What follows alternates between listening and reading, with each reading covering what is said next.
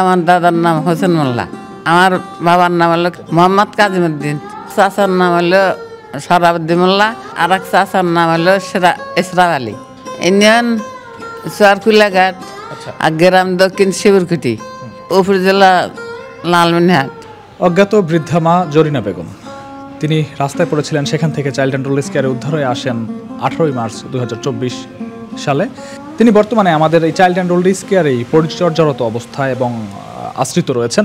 আমরা একটু এই বৃদ্ধা মায়ের কাছ থেকে শুনবো তিনি কেন রাস্তায় পড়েছিলেন, কী অবস্থাতে ছিলেন এবং কেনই বা পরিবার হারিয়ে চলে এসেছেন, এবং তিনি বর্তমানে এখানে কেমন আছেন। আন্টি, আপনি কেমন আছেন? আমি ভালো আছি। আপনার নাম কি? মোসাম্মদ জরিনা বেগম। আপনার বাড়ি কোথায়? বাড়ি চুয়ারকুলাঘাট, গ্রাম দক্ষিণ শিবুরকুটি, আর থানা লালমনিরহাট। আপনার পরিবারে কে কে আছে? আমার পরিবারে কেউ নাই, আমি একাই। আপনি যে রাস্তায় পড়েছিলেন, এখানে এসেছেন, এটা কেন, কি হয়েছিল আপনার সাথে? আমার নিয়ে আসে ডাক্তার হিসেবে, মনে কাজে অসুখের হিসেবে নিয়ে আসে। অসুস্থ ছিলেন, নিয়ে আসছেন? হ্যাঁ, অসুস্থ ছিলাম, নিয়ে আসে। আমি তার অত বুঝি নেই। এখন আপনি বাড়ি গেলে কার কাছে যাবেন? আমি একাই। বাপ মা মারা গেছে, ছেলেটা মারা গেছে, গার্জেনও মারা গেছে। প্রথম যে ছিল না, ছোট মানুষকে বিয়ে দিয়েছিল, মারা গেছে। আপনাকে ছোট বয়সে বিয়ে দিয়েছিল? হ্যাঁ, ছোট বয়সে 9 বছর। 9 বছর বয়স ছিল? হ্যাঁ, বয়স ছিল। তারপরে স্বামীর সংসারে কতদিন ছিলেন বা কি হয়েছিল? 12 বছর ছিলাম। 12 বছর অসুখ ছিল, যে পাশে অসুখে মারা গেল। কি মারা গেছে? বাচ্চা মারা গেছে, ছেলের বাবা মারা গেছে। পরে আপনি বাড়িতে চলে এসেছেন? চলে আসি, থাকি নাই, খুব কষ্ট ছিল। কষ্ট হয়? কষ্ট ছিল, পররা খুব জ্বালাইছে, জ্বালার হিসাবে আমি চলে আসি, আর থাকি নাই। আপনার বাবা মার কাছে চলে আসছেন? হ্যাঁ, আসে কিছুদিন সংসার করলাম, পাশে পর আবার আর একখানে বিয়ে গেল। তা আমি কথা দিনি যে প্রথমে যে জ্বালা গেছে, আর পাশে কত ভালো হবো, এই জন্য আমি চলে আসি। আচ্ছা, পরে আবার বিয়ে করেছিলেন, সেখানেও আপনি থাকেননি, চলে এসেছেন? না, আসিনি, এখন আসিনি। সেখানে কোথায় আপনার সেই স্বামীর বাড়ি কোথায়? স্বামীর বাড়ি ঢাকা ছিল। আন্টি, আপনি এখানে কেমন আছেন? আছি, দুঃখের ভিতরে আছি। কিসের দুঃখ? আছে আমার মনের ব্যথা আছে, মানুষের জ্বালা।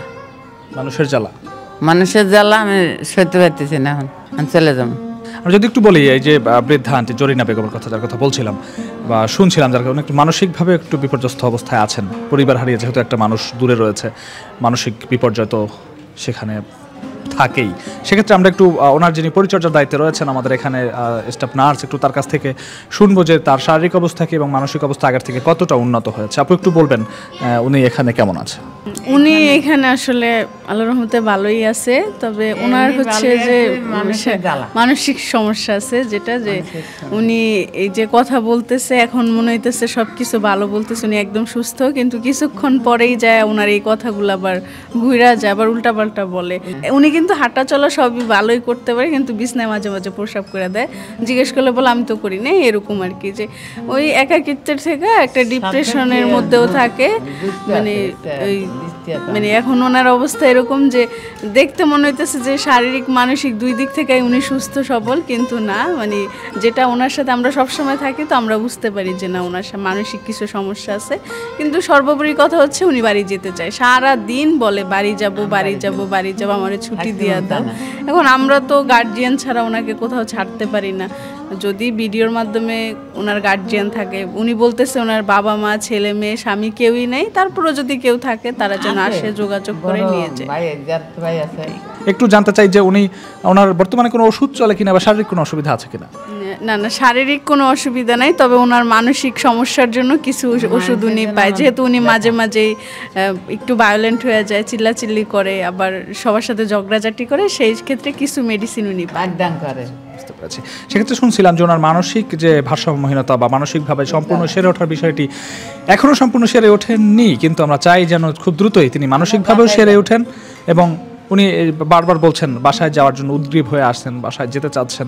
আপনাকে নিতে আসতে পারে এমন 2-1 নাম বলেন তো, এই ভিডিও দেখে যাতে চিনতে পারে আপনাকে। ভাইয়ের বেটা, বড় ভাইয়ের বেটা। তারা কি আপনাকে নিতে আসবে? না, তারা এখন যে চাকরি করতেছে, ওসি হয়েছে।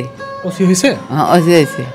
সিদ্দিক আলী, জামাল হোসেন, আর সামাত আলী হেডমাস্টার, মকবুল হোসেনের যে মেম্বার ছিল, আপনার ইউনিয়নের, আপনার ওয়ার্ডের মেম্বার, গ্রামের মেম্বার, চেয়ারম্যান নাম হলো ইদ্দিস চেয়ারম্যান।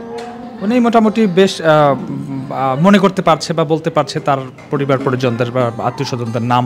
সেক্ষেত্রে আপনারা একটু চেনার চেষ্টা করবেন এবং শুভাকাঙ্ক্ষীদের কাছে বিশেষ করে আবারও অনুরোধ করছি ভিডিওটি বেশি করে শেয়ার করবেন, যাতে এই বৃদ্ধা মাকে তার পরিবারের কাছে খুব দ্রুতই আমরা ফিরিয়ে দিতে পারি। এবং উনি যতদিন পর্যন্ত আমাদের এখানে আছেন যেন ভালো থাকে, সুস্থ থাকে। চাইল্ড অ্যান্ড ওল্ড এজ কেয়ারের আজকের এই বিশেষ আয়োজন। কেমন আছেন তারা? এতক্ষণ আপনাদের সাথে ছিলাম আমি, নয়ন সিনহা।